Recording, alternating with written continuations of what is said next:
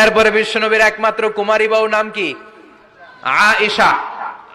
বিশ্বনবী বললেন উরিতু কি ফিল মানামি সালাসা লায়াল। আয়েশা, বিয়ের আগে তোরে কিন্তু আমি 3 বার স্বপ্নে দেখছিলাম।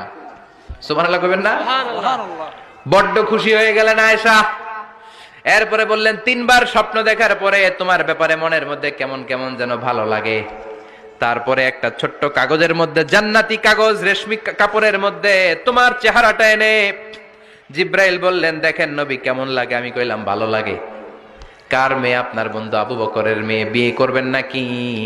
বিশ্বনবী বললেন ও জিব্রাইল, তুমি যদি ঘটক হও, আল্লাহ যদি হয় কাজী, আমি মুহাম্মদ বিয়েতে রাজি।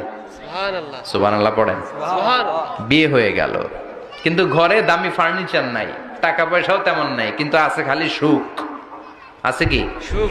যেটা টাকা দিয়ে কিনা যায়? না। টাকা দিয়ে বাড়ি কিনা যায়, গাড়ি কিনা যায়, সুখ কিনা যায় নাকি?